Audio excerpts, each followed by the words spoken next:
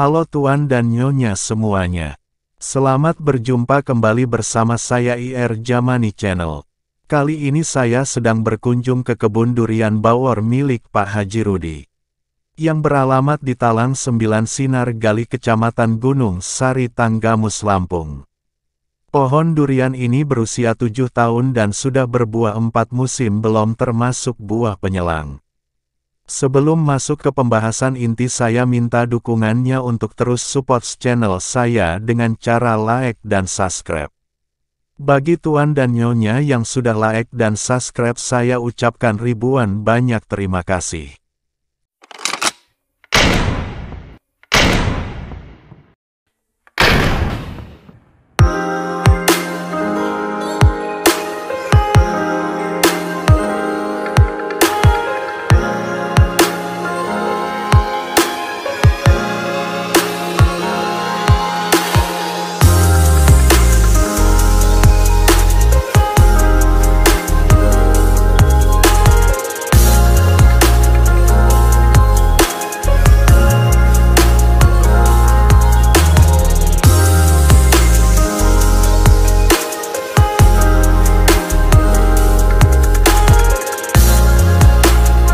Mari kita masuk ke inti pembahasannya. Jika kita ingin sukses di bidang budidaya pohon durian, tentu kita harus tahu apa yang dibutuhkan oleh tanaman kita tersebut. Seperti halnya pemupukan, kita harus tahu unsur hara apa yang dibutuhkan oleh tanaman pohon durian kita, misalnya tanaman kita sedang memasuki fase pertumbuhan. Nah, di situ kita harus tahu unsur hara apa yang dibutuhkan oleh tanaman kita. Ibaratnya dia minta minum, ya kita kasih minum gitu loh. Jangan dia minta minum masa mau dikasih martabak bangka. Begitu pula sebaliknya, dia minta makan masa mau dikasih minum. Kan tidak pas sama apa yang dia butuhkan. Sekarang pohon durian kita sedang memasuki fase pembungaan. Kita harus tahu pupuk apa yang harus kita gunakan. Sebelum kita ke inti pembahasannya lebih jero, jangan lupa diseruput dulu kopinya, mumpung masih hangat. Seperti yang Bapak Rudi katakan, selaku pemilik kebun durian ini, kalau pohon durian kita sedang memasuki fase pembungaan, maka kita tidak perlu lagi menggunakan pupuk yang banyak unsur hara nitrogennya. Karena unsur hara nitrogen akan menyebabkan kerontokan pentil buah durian. Banyak sebagian besar orang salah dalam pengaplikasian pupuk, yang awalnya ingin buah duriannya lebat malah justru buahnya pada rontok sebelum waktunya. Di sini saya tidak bisa merekomendasikan pupuk apa yang harus Tuan beli, karena bukan saya yang mau memupuk tanaman Tuan. Dan saya tidak tahu tanaman Tuan sedang memasuki fase generatif atau vegetatif. Jadi silahkan Tuan beli pupuk sesuai dengan kebutuhan tanaman Tuan. Karena saking banyaknya jenis pupuk yang direkomendasikan oleh pakar-pakar pertanian, sekarang saya sebutkan jenis pupuk satu per satu, tapi saya tidak merekomendasikan untuk Tuan beli. Karena bukan saya yang mau memupuk tanaman Tuan. Seperti yang saya katakan di awal tadi, banyak sekali jenis pupuk yang beredar di pasaran. Salah satunya pupuk KCL. Ada 2 jenis pupuk KCL yang beredar di pasaran. Yang pertama pupuk KCL 80 yang mengandung 50% K2O.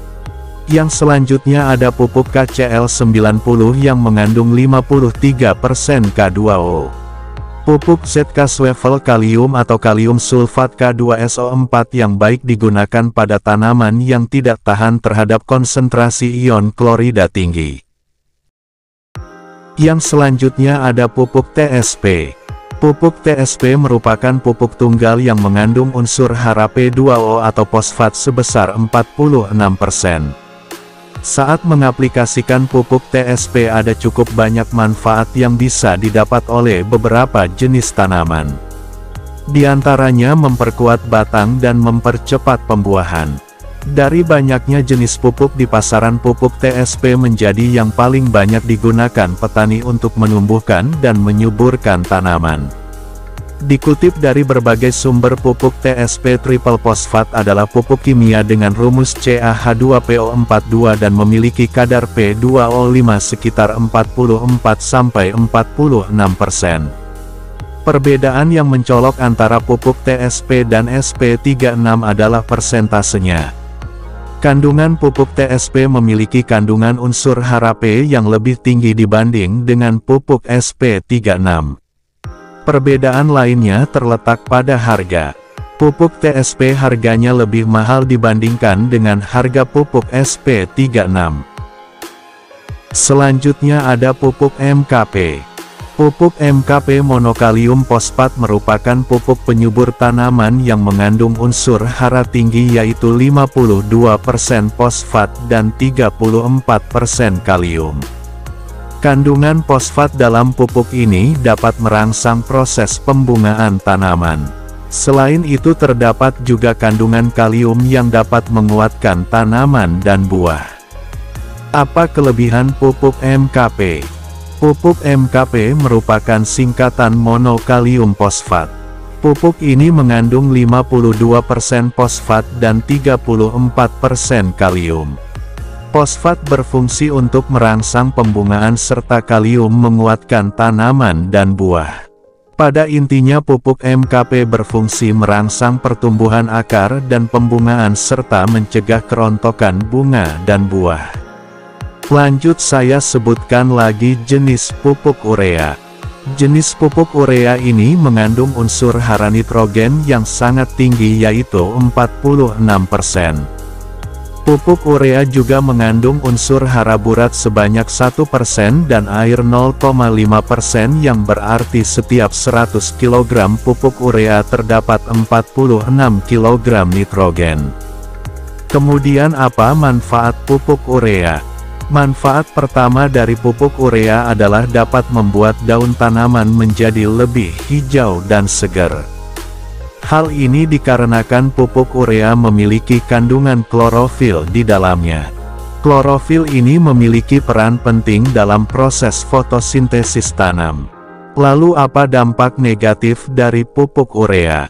Penggunaan pupuk urea secara terus-menerus tentunya akan merusak struktur tanah, mencemari lingkungan dan produksi pertanian memiliki kualitas yang rendah. Selanjutnya apa akibat memberikan pupuk urea terlalu banyak? Penggunaan pupuk urea secara berlebihan akan membuat tanaman layu dan membangun konsentrasi garam beracun dalam tanah. Ini akhirnya akan menyebabkan ketidakseimbangan kimia pada tanah, dan dapat mengubah pH alami tanah. Mengapa tanaman mati setelah diberi pupuk? Bahan baku utama dalam proses produksi urea adalah gas alam dan air. Ketiga bahan baku tersebut diolah untuk menghasilkan nitrogen atau N2, hidrogen atau H2 dan karbon dioksida atau CO2. Terima kasih Tuan dan Nyonya telah menonton video ini sampai habis.